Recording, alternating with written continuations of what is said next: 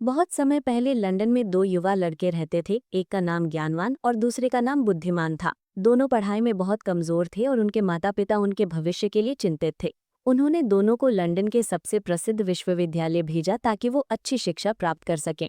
ज्ञानवान और बुद्धिमान ने लंदन में कई साल अध्ययन किया और बहुत विद्वान बन गए। लेकिन विद्वान बनने के साथ साथ उनके घमंड में भी इजाफा हो गया। दोनों अक्सर अपने ज्ञान का प्रदर्शन करते और एक दूसरे को नीचा दिखाने की कोशिश करते।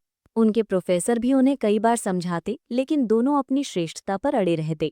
एक दिन पढ़ाई पूरी होने के बाद दोनों अपने घर लौट रहे थे। रास्ता लंबा था, इसलिए वे रास्ते में एक छोटे से लंदन के गांव में रुके। वहां के जमींदार यानी एक अमीर व्यापारी ने सुना कि उसके इलाके में लंदन के विद्वान आए हैं। वो उन्हें रात के खाने और ठहरने के लिए अपने आलीशान बंगले में आमंत्रित किया।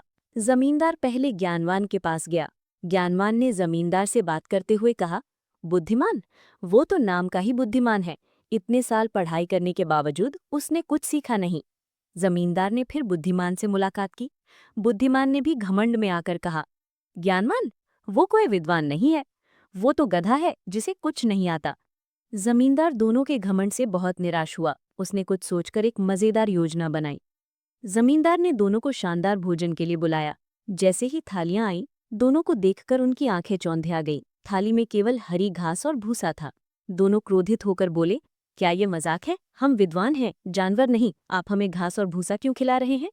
मुस्कुराते हुए जमींदार ने बोला, मान्यवर, आप दोनों विद्वान हैं, लेकिन अपने घमंड में एक दूसरे को बैल और गधा कह रहे थे।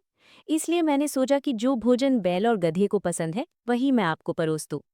ज्ञानवान और बुद्धिमान को अपनी गलती का एहसास हुआ। उन्होंने एक दूसरे से क्षमा मांगी और जमींदार का धन्यवाद किया। इसके बाद जमींदार ने उन्हें स्वादिष्ट भोजन खिलाया और उनकी पूरी आगोभगत की।